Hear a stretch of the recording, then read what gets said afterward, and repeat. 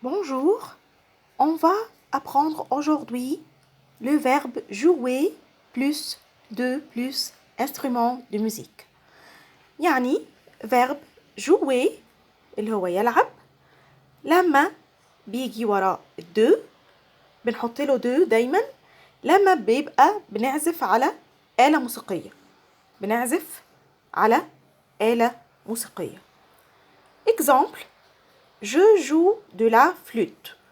Je joue زي ما احنا شفناها الجملة الأولانية numéro 1 je joue de la flûte يعني أنا بعزف بالإيه؟ بالفلوت بعزف فلوت فبحط de la. طيب ليه de la؟ علشان كلمة فلوت ديت كلمة فيمينا مؤنث. الآلة فلوت بنقولها بالعربي كده برضو اللي هي كلمة فيمينا كلمة مؤنث. طيب الجملة اللي بعديها tu joues de la guitare. Tu joues de la guitare يعني أنت تلعب بالإيه؟ بالجيتار. أنت تلعب بالجيتار. وهنا الفيرب زي ما احنا شايفين الفيرب اللي هو فيرب جوي متصرف بالطريقة اللي احنا عارفينها قبل كده اللي هي الفيرب اللي هو بيبقى آخره ER.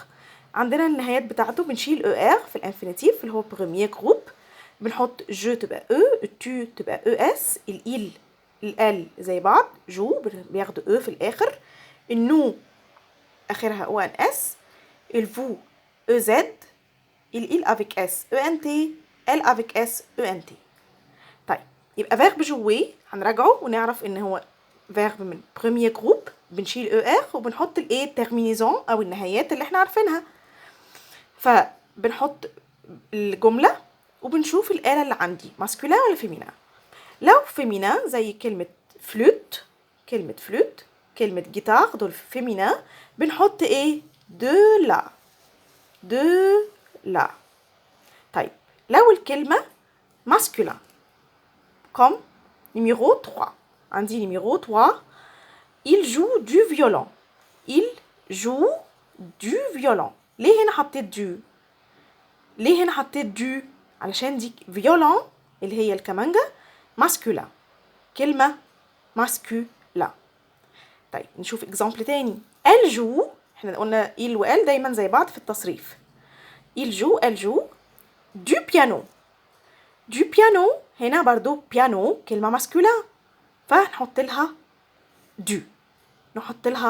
يبقى كده خدنا ان فيرب جوي مع اي آلة موسيقية بنحط لها يا دو لا يا دو لا لما تبقى فيمينا مؤنث زي فلوت وجيتار ولما تبقى مذكر ماسكولين زي فيولون بيانو بنعمل ايه؟ بنحط لها دو.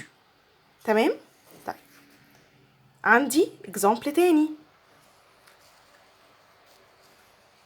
الاكزامبلات اللي بعد كده الاكزامبل يعني اللي بعد كده هو برضو فلوت وجيتار وفيولون وبيانو لكن الفيرب ايه؟ هو الفيرب اهو هو المتصرف ونفس الكلام. عندي برضو هنا هوت يبقى nous jouons de la flûte يعني نحن نلعب بالايه؟ بالفلوت كلمة فيمينا. طيب اللي بعدها vous jouez de la guitare انتم تلعبوا بالايه؟ بالجيتار برضو فيمينا. il joue du violon بيلعبوا بالفيولون كمانجا. elle joue du piano بيلعبوا البنات بتلعب بايه؟ او بتعزف بايه؟ بالبيانو.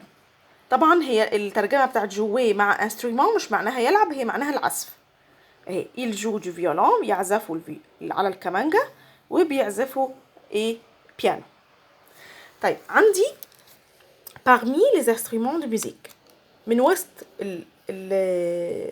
الآلات الموسيقية اللي عندنا on trouve la trompette اللي هي البوق le tambour اللي هي الطبلة la clarinette et la clarinette اللي هي المزمار. يبقى parmi les instruments de musique on trouve la trompette اللي هي البوق le tambour اللي هي الطبلة و la clarinette اللي هي المزمار.